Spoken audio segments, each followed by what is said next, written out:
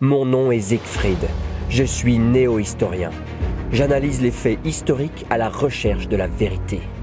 Tout ce que je vais vous dire est établi, écrit et vérifié, mais certains détails sont oubliés, ignorés ou volontairement dissimulés. Ensemble, nous allons explorer les lieux les plus énigmatiques et lever le voile sur les mystères de l'Est.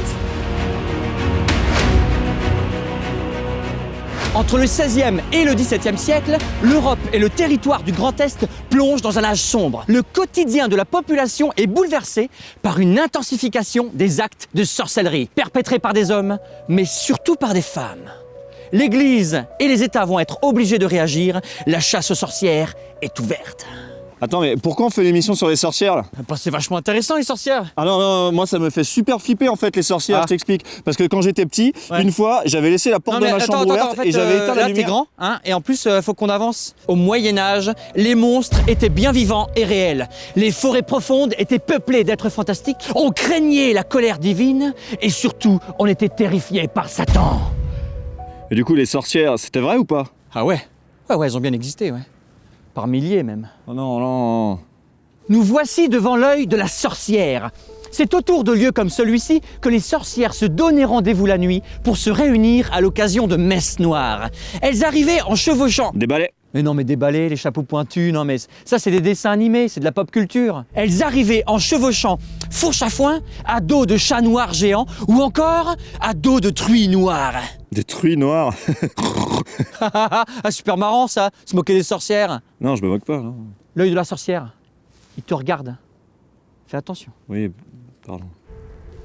Il s'est passé des choses ici. Je le sens. Rite occulte, anthropophage, plaisir charnel. De quoi? Les sorciers et les sorcières, ils faisaient des sortes de partouzes. C'est quoi ça? Circea lutefiana, plante des sorcières. Mais ça pousse encore ça? En fait, c'est pas est-ce que ça pousse encore, c'est qui l'a planté. Ah ouais, non, mais faut pas me dire ça, hein. Les sorcières étaient à la base des femmes plutôt simples, souvent en détresse et tombant facilement sous le charme du diable qui venait pour les séduire. Bah voyons. Elles faisaient ensuite un pacte avec lui qu'elles signaient de leur propre sang. Venait ensuite le mariage, après lequel elles se donnaient entièrement à lui. Attends, elle couchait avec le diable? Terrible, hein? C'est dégueulasse, ouais. Et c'est seulement après ça qu'il leur donnait les pouvoirs permettant de faire des maléfices. Les pouvoirs des sorcières étaient nombreux et épouvantables. Aussi, elles avaient la possibilité d'apparaître sous les traits d'animaux ou de belles jeunes femmes. Ouais, pour séduire les mecs et les manipuler, quoi. Elles faisaient tomber la grêle sur les récoltes et décimer le bétail. Putain! Elles pouvaient frapper à distance, rendre les hommes impuissants, les femmes stériles et tuer les nouveau-nés. Quoi? Mais c'est horrible! Ouais! En 1326, le pape Jean XII avait déjà annoncé que la sorcellerie était un crime d'exception. Crimen exceptum, punissable de mort. Alors, c'est pas trop tôt, hein. L'Église devait réagir pour annihiler les adoratrices de Satan. Et en 1486 apparaît le marteau des sorcières, le Malleus Maleficarum, une sorte de guide qui a largement été distribué. Ce livre explique en détail comment démasquer les sorcières, déjouer leurs sorts et les faire avouer. Et après, faut s'en débarrasser, là, non?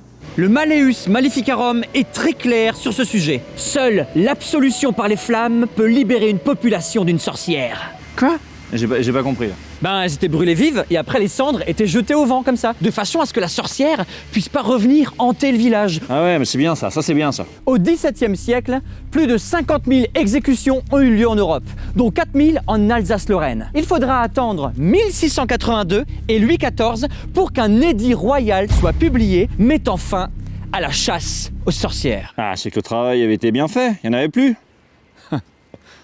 Dans cette période, la population est démoralisée par la recrudescence de maladies. Mauvaise récolte, misère, pauvreté, les peuples sont au bord de l'explosion. Pour maintenir l'ordre, l'Église et les États ont dû trouver une solution.